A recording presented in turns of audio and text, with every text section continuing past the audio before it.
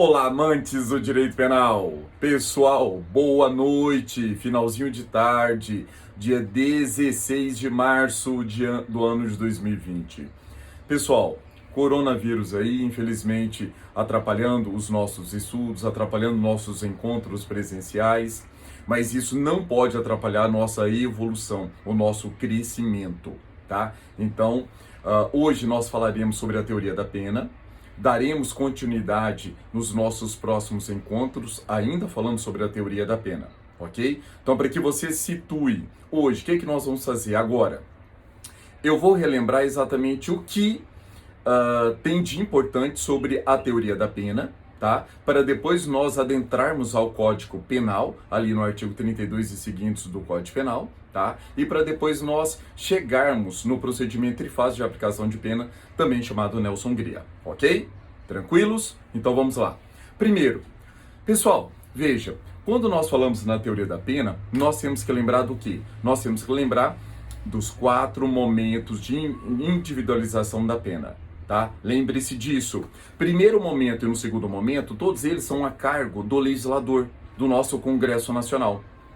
Então, num primeiro momento, nós temos o quê? Nós temos a figura do legislador que, num primeiro momento, escolhe quais são as penas proibidas e quais são as penas permitidas. Lembre comigo, o artigo 5º, inciso 46 da Constituição Federal, trará exatamente quais são as penas permitidas pelo texto maior. Quais são? Privação ou restrição de liberdade, perda de bens, multa, prestação social alternativa e suspensão ou interdição de direitos, ok? Então, veja que essas penas, essas sanções estão fora de ordem, nós vamos tratá-las exatamente no Código Penal, mas essas são as permitidas pelo texto maior, certinho? Pois bem, quais são as proibidas? As proibidas, nós temos aí no artigo 5º, inciso 47 da Constituição Federal, e ela proíbe o quê? Pena de morte, pena de trabalhos forçados, de caráter perpétuo, de banimento e penas cruéis. Pois bem, nós já falamos sobre isso, que pena de morte, o texto constitucional proíbe a pena de morte, mas nós temos exceções.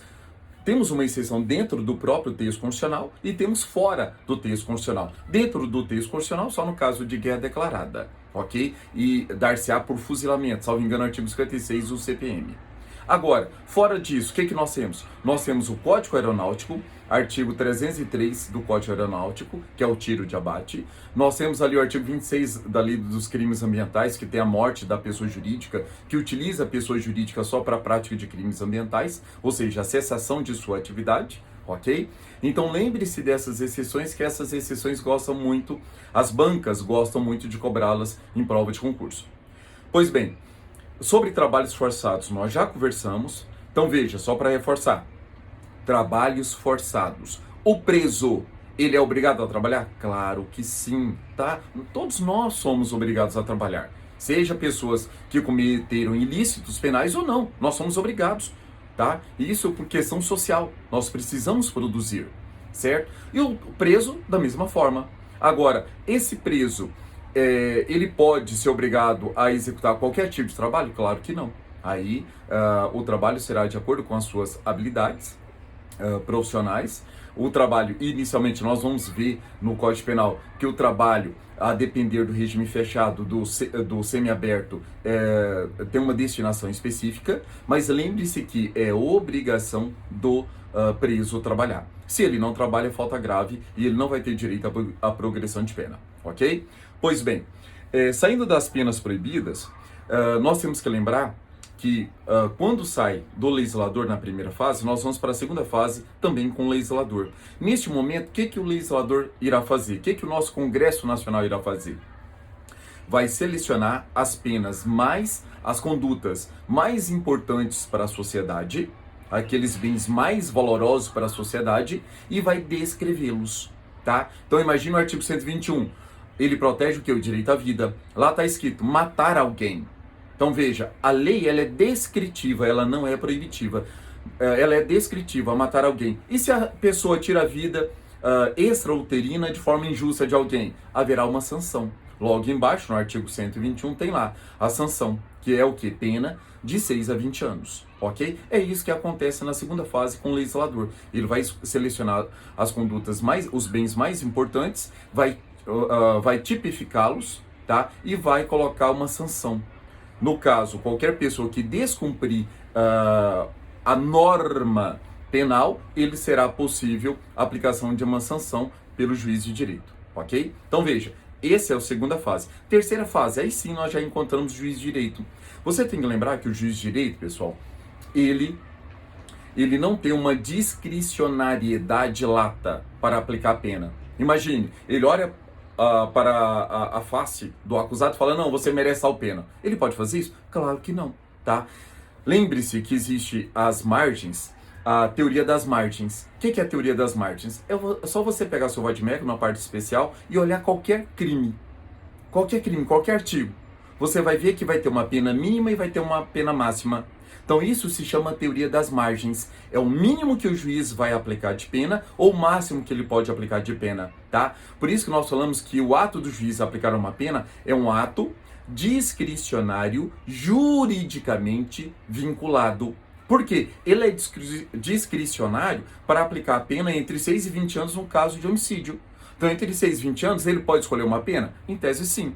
Mas veja que isso é um ato discricionário juridicamente vinculado. Porque, além dele ter esses patamares, mínimo e máximo, nós vamos adentrar a teoria da pena, nós vamos ver que tem 3 fases que o juiz precisa seguir. Tá? Circunstâncias judiciais do artigo 59, as agravantes e atenuantes do artigo 61 até o artigo 67 e mais as causas de aumento e diminuição de pena previstos no artigo 68 do Código Penal.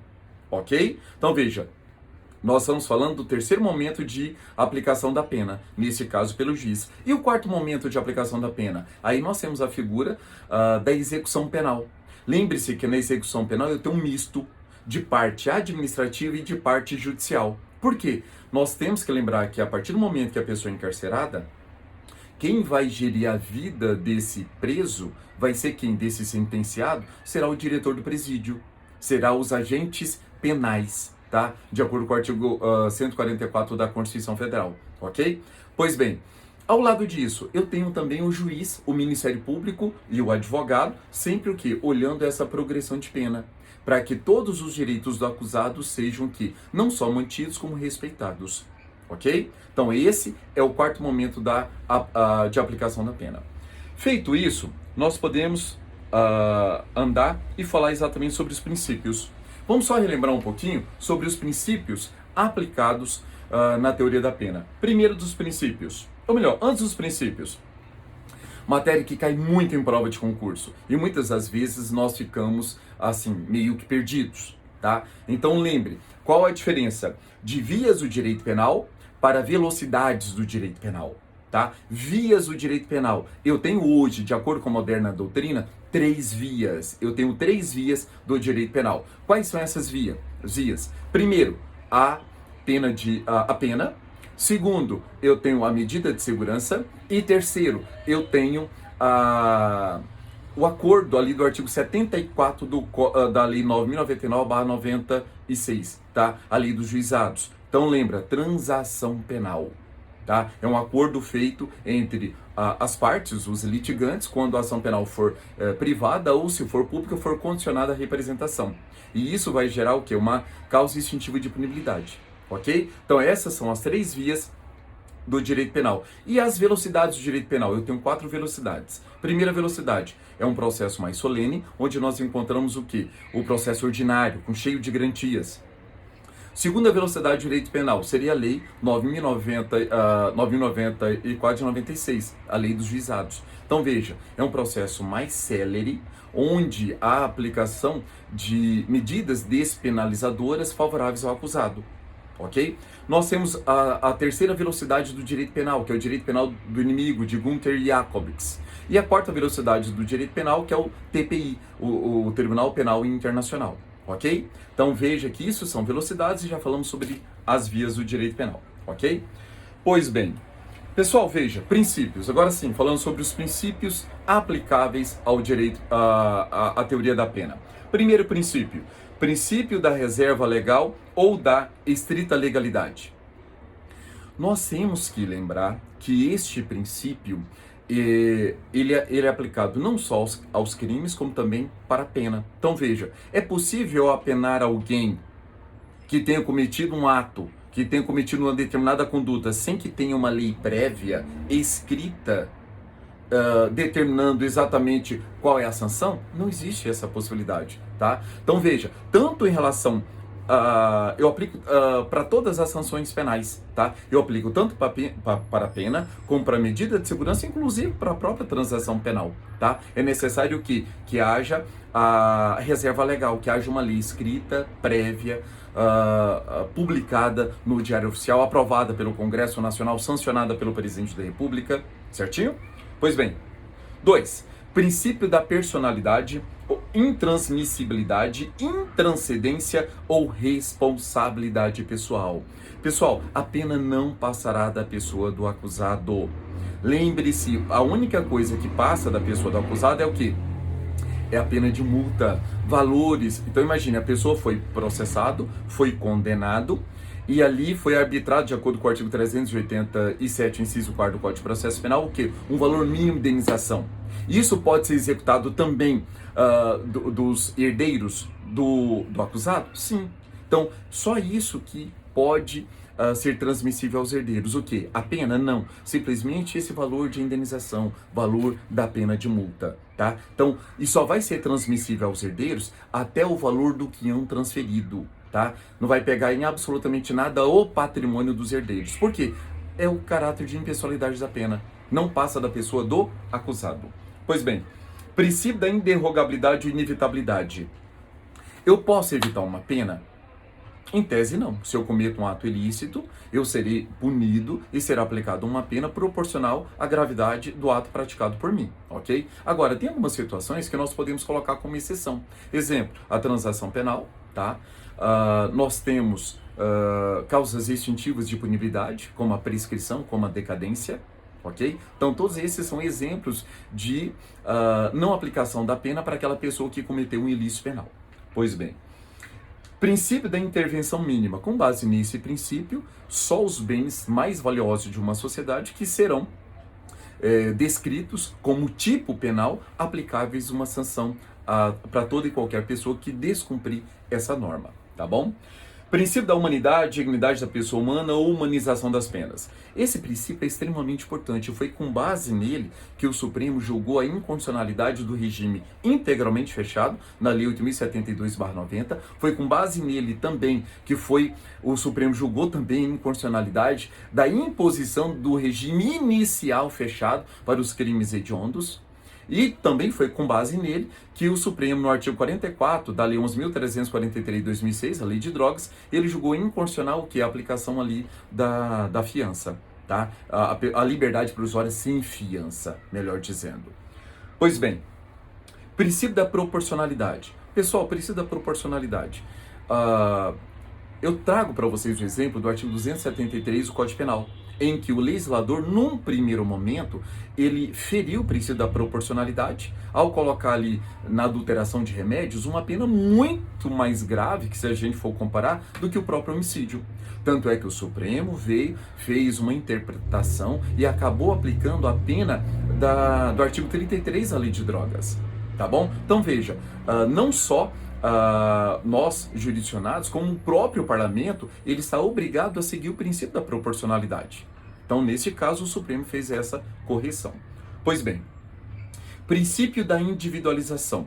Então, com base nesse princípio da individualização e no princípio da humanidade, da dignidade da pessoa humana, o Supremo vem fazendo essas correções. E pasmem, agora com essa mudança do pacote anticrime, provavelmente o Supremo se debruçará sobre questões altamente polêmicas, inclusive sobre a progressão de pena, tá bom?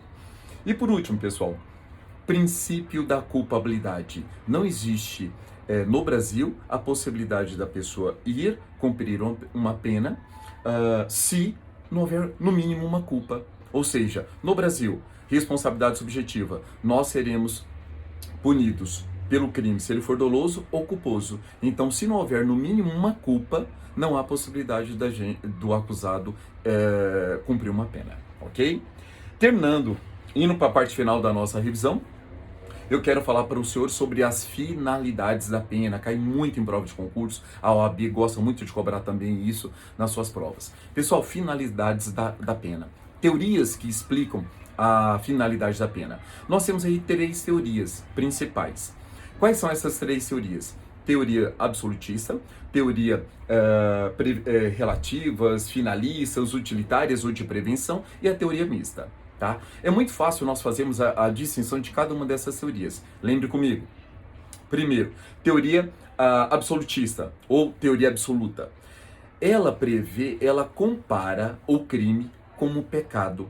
Ou seja, se alguém cometeu um crime, ele receberá uma pena, ele receberá um castigo. Então veja que nesse caso, ela é simplesmente retributiva. Tá? Pois bem, quando nós vamos para a teoria da prevenção ou teorias relativas, aí nós temos que fazer uma divisão. Primeiro, as teorias relativas, elas se bipartem em prevenção geral e prevenção especial. Então lembre, prevenção geral, prevenção especial. Prevenção geral voltada para a sociedade, prevenção especial voltada para o acusado.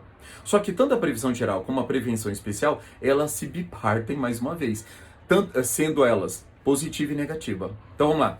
Prevenção, teoria relativa, prevenção geral, negativa, voltada para a sociedade.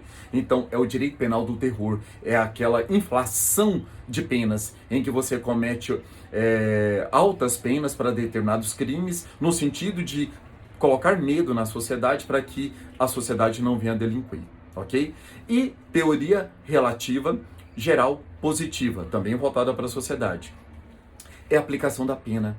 Então, a partir do momento em que a pessoa tem certeza que se houver infringência de uma lei penal, será aplicada uma pena, a pessoa já começa a pensar que esse sentimento de punidade faz com que membros da sociedade evitem da prática ilícita de crimes. Tá? Então isso é uma forma positiva de falar para a sociedade: não cometa crimes, porque se você cometer, você vai ser apenado. Por outro lado, nós temos o que? A teoria relativa geral, ou melhor, a teoria relativa especial, positiva e negativa. Negativa, voltada para o delinquente, é exatamente o que? A segregação, a prisão, para que ele não volte a delinquir, não volte para que ele não seja um reincidente. Então, lembre-se, toda vez que falarmos em teoria relativa, especial, negativa, é a prisão do acusado, tá? É a prisão dele, é o encarceramento dele. Quando nós falamos em positiva, aí nós já estamos falando na ressocialização, ou seja, a pessoa cometeu um crime, houve a retribuição e agora ele passa por uma série de processos dentro do presídio para que ele volte para a sociedade uma pessoa melhor do que quando entrou, tá? Então, por isso que nós falamos que ela é retributiva, ok? Por final, nós temos o que? A teoria mista. Nós temos a teoria mista. A teoria mista, pessoal, é a junção de tudo isso. Para a teoria mista, a pena ela vai ser o quê? Retributiva, preventiva e ressocializadora, que é a prevenção especial positiva. Tá bom? Pois bem, feito isso, vamos aos sistemas prisionais no mundo. Pessoal, já caiu em prova. Se caiu, a gente tem que saber. Tá? Então imagine, sistemas prisionais. Nós temos quais sistemas prisionais? Nós temos o sistema alborniano, nós temos o sistema filadélfico, ou melhor, na ordem, sistema pensilvânico, alborniano e o progressivo. Tá? O primeiro sistema que iniciou no ano de 1790 foi o pensilvânico, também chamado de filadélfico ou celular. Pessoal, as primeiras punições foram aplicadas dentro de mosteiros. Tá? Então tinha-se a ideia de que a pessoa cometeu um crime, era equiparado a castigo e a pessoa tinha que ficar enclausurado num local, sozinho, no silêncio total e lendo a Bíblia. Tá? Esse é o sistema implantado em 1790, também chamado sistema o quê? Pensilvânico ou celular. Depois nós temos o sistema alborniano, na cidade de Auburn, Nova York, no ano de 1818. Tá? O que você precisa saber? Nesse sistema já era um pouquinho diferente. Eles já permitiam o trabalho do preso durante o dia e à noite era um silêncio total. Tanto é que eles falavam que uma característica desse sistema era o silent system, tá? Silêncio total. tá? Mas poderia já haver o trabalho. E por último, nós temos o sistema progressivo, tá? Que foi implementado na Inglaterra, na Irlanda e na Austrália, tá? Por Alexander Monokoshi. Como foi esse sistema? É a implementação dos outros dois, mais uma novidade. Então veja, no primeiro momento a pessoa ficava encarcerada, depois era permitido o trabalho diurno e depois o livramento condicional, tá? Então foi a junção desses três. Para nós, qual o sistema adotado por nós? No artigo 33, parágrafo 4º do Código Penal, vai falar para você que o sistema adotado foi o progressivo, tá? Mas um progressivo diferente. Então, como funciona o nosso sistema progressivo? A depender do tamanho da pena, a pessoa iniciará o seu cumprimento ou no regime fechado, ou no regime semiaberto, ou no regime aberto, a depender da pena. Lembre do artigo 33, parágrafo 2º, alíneas A, B e C, tá? Então, se a pena é superior a 8 anos, o regime inicial será o fechado. Se a pena é maior que 4 e não excede a 8, até 8 anos, tá? O regime será o semiaberto. E se a pena for igual ou inferior a 4 anos, regime aberto, tá? Então lembre, se a pessoa começa no regime fechado, ele vai ter uma série de obrigações. Se ele seguir essas obrigações, ele vai sair de um sistema fechado para um sistema semiaberto e depois para o sistema aberto, tá? Lembrando a vocês que não existe progressão per saltum, tá? Isso é proibido pelo STJ, mas mais à frente nós vamos aprofundar um pouquinho mais. Pois bem, e para a gente finalizar essa nossa revisão, lembremos que sanção penal é gênero no qual nós temos 3 espécies ou 3 vias. Nós temos pena, medida de segurança e transação penal do artigo 74 da Lei dos Juizados. Desculpa pessoal, falei 9.096, é 9.099. 9.099/95, tá? Me desculpe, 9.099, mais uma vez. Lei dos Juizados Especiais Criminais, Lei 9.099/95. Pois bem, quando eu falo em pena, o artigo 32 do Código Penal, ele vai trazer para nós o quê? A pena para pessoa física. Mas eu tenho que lembrar que existe pena para pessoa física e tem pena para pessoa jurídica. Apesar da discussão doutrinária, se é possível aplicar pena ou não, a Constituição permite, tá? Artigo 225, parágrafo 3º da Constituição Federal, acumulado com o artigo 173, parágrafo 5º do texto maior. Então ali nós temos a previsão de que é possível sim a aplicação de pena para pessoa jurídica, para esse ente despersonalizado. Então, resumindo, como ficou? Pena para pessoa física. Pena para pessoa física eu tenho penas privativas de liberdade, restritivas de direito e pena de multa. Dentro das penas privativas de liberdade, quais as que eu tenho? Eu tenho a pena de reclusão e a detenção prevista no artigo 32 do Código Penal. E tenho a prisão simples prevista na LCP, tá? Na Lei de Contravenções Penais.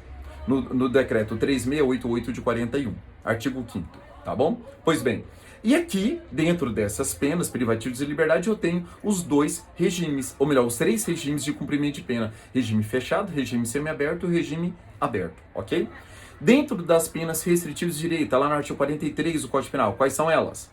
Prestação pecuniária, perda de bens e valores, prestação de serviço à comunidade ou entidades públicas, interdição temporária de direitos e limitação de final de semana, tá? Tá lá no artigo 43 do Código Penal.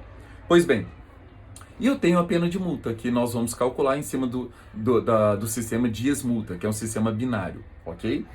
Quais são as penas para a pessoa jurídica? Para a pessoa jurídica eu tenho a pena de multa, restritivo de direitos, prestação de serviço à comunidade e liquidação forçada, tá? Então eu tenho 4 penas que podem ser aplicadas à pessoa jurídica.